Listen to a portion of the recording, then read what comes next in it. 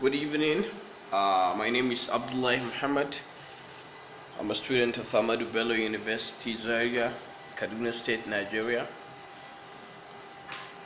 I'm a MSc student in the field of pharmaceutical microbiology in the Department of Pharmaceutics and Pharmaceutical Microbiology, Faculty of Pharmacy. And what I'm doing this evening is to carry along my project research work.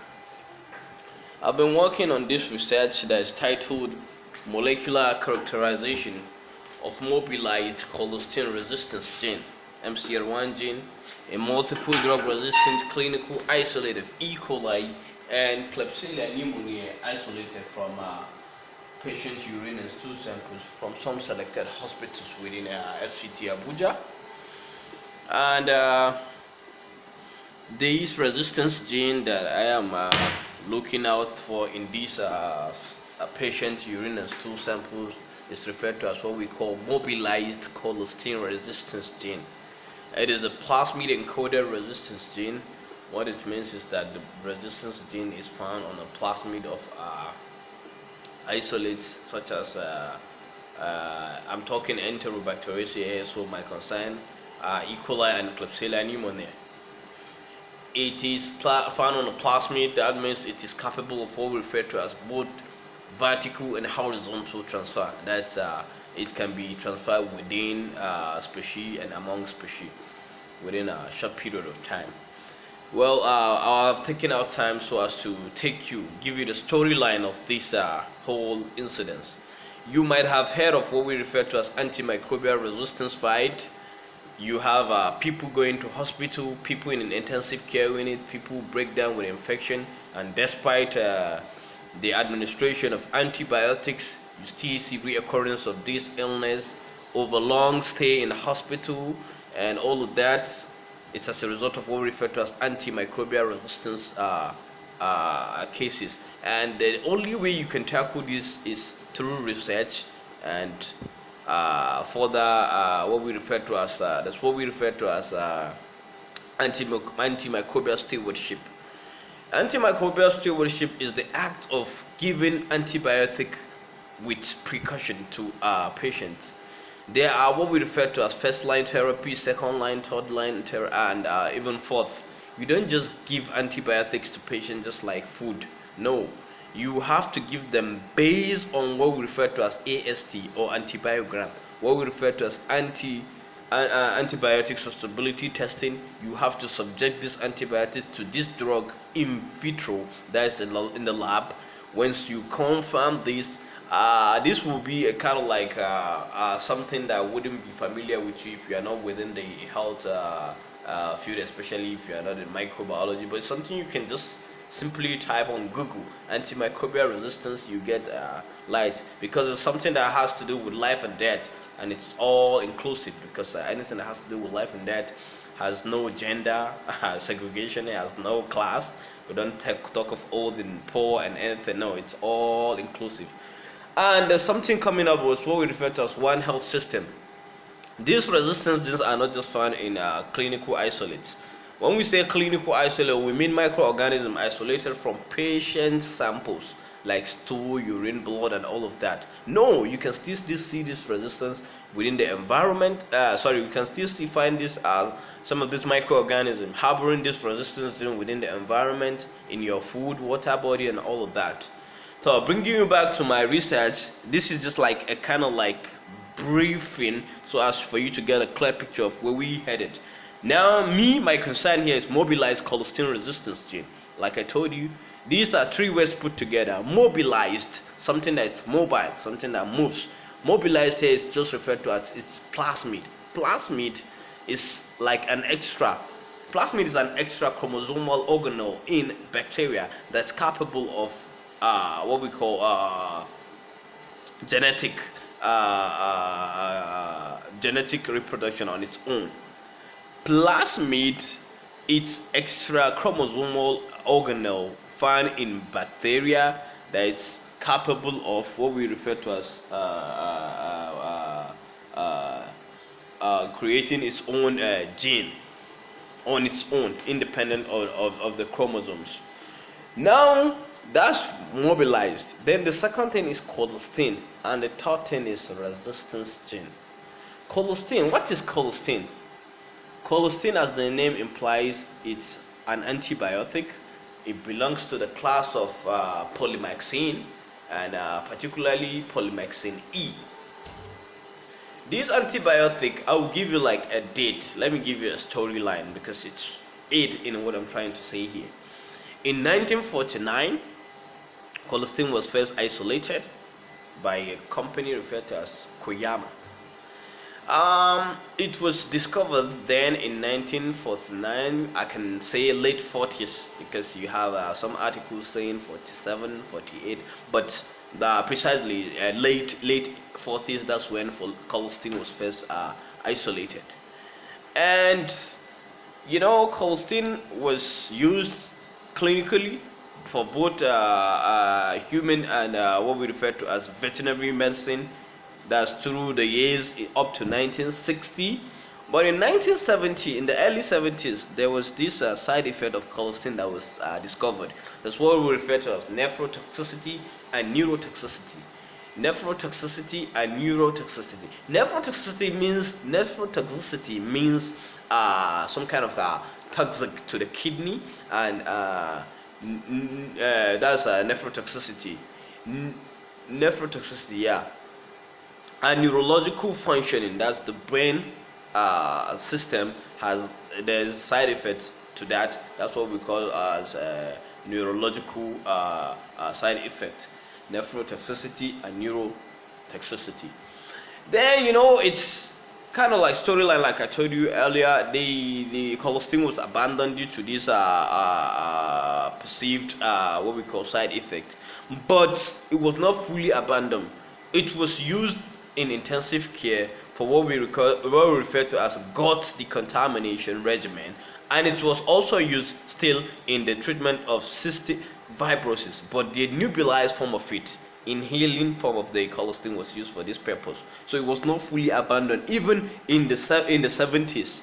Then we have what we refer to as the discovery of what we refer to as extended spectrum cephalosporin antibiotic in the 80s, and that is in 1980. Then in 1983 there was what we refer to as the development of ESBL, extended spectrum beta lactamase producing organisms. The gene extended spectrum beta lactamase producing organism. This ESBL is a gene that is capable of that is making this organism to be resistant to extended spectrum beta lactamase antibiotics. It's something we discuss in the future. I will have to give you a clear picture of that. Then in 1985, that was the first time they used it for what we refer to as carbapenem.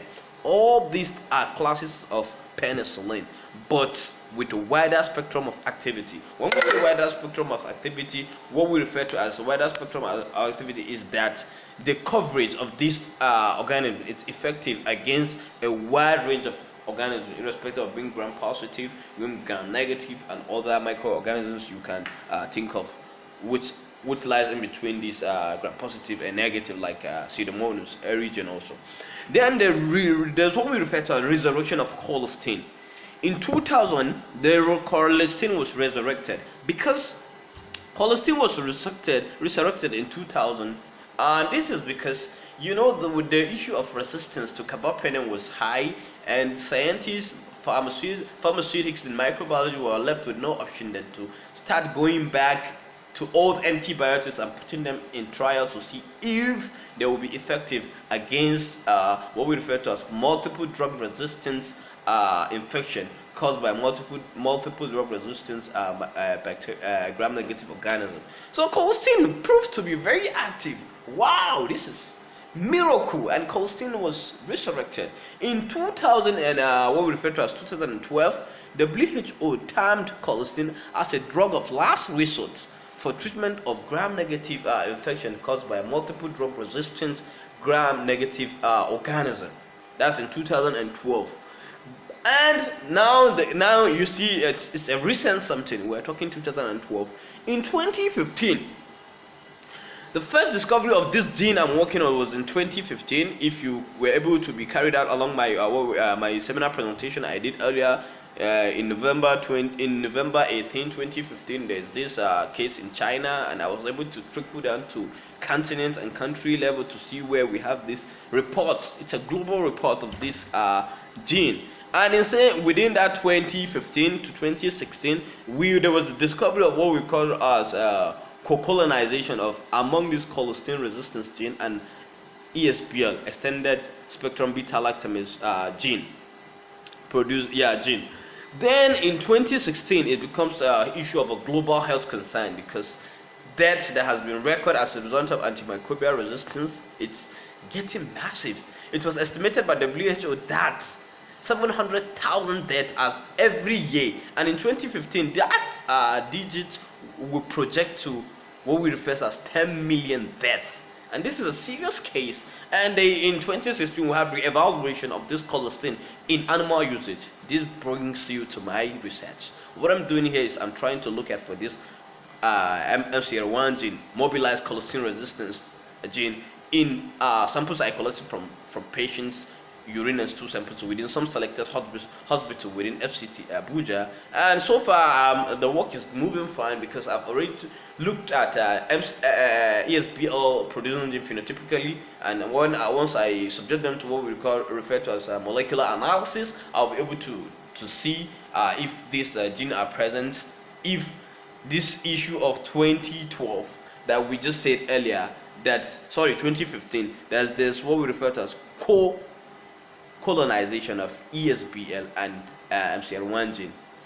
Well, this work is something I'm carrying out, and it's not just alone. I have my supervisors. Now, my number one supervisor is who we refer to as Dr. R. Obology in Department of Pharmaceutics and Pharmaceutical Microbiology, Faculty of Pharmacy, Ahmadu Bello University. The second supervisor is Professor B.O. Olayinka, is the HOD of Department of Pharmaceutics and Pharmaceutical Microbiology, Faculty of Pharmacy, Ahmadu Bello University.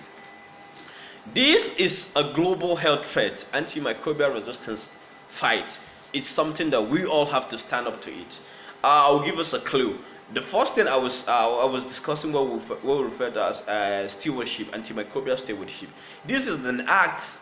In a very simple term, antimicrobial stewardship is an act of prescribing drug not just based on patient symptoms, no, based on a design standard SOP for you to discover, to realize first in the lab that social and social class of antibiotics are resistant or sensitive.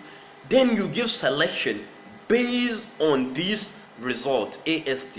You can look up what we refer to as antibiotic susceptibility testing. You can just type on Google antibiogram to understand, because these things are professionally done. You don't just pop up antibiotics just like that. And for cases like syphilis, for cases like sniffles, when you have cold is a viral case. You don't take antibiotic to cure cold. You just take an antibiotic unnecessarily, and it's accumulating in the system. And once your body system get used to these antibiotics, the more you take, the more your system get resistance to it. There's a topic for this, but then let me just make it clear, because I have a limited time here. Then there's production of new antibiotics. New antibiotics are not forthcoming because of pharmaceutical world would want to this is what we call return on timely investment, ROT. Once you produce new antibiotics, it's not just like food product you produce and you send it to the market. They have to undergo clinical trials. And once there's a particular antibiotic in circulation, you don't just bring that in. You have to put it on what we call a line of action. You understand? So it takes longer investment, and it takes longer time to produce a new antibiotic because it has to pass certain clinical trials. But once they prefer investing on research, it's what we call modified pathway, in which you take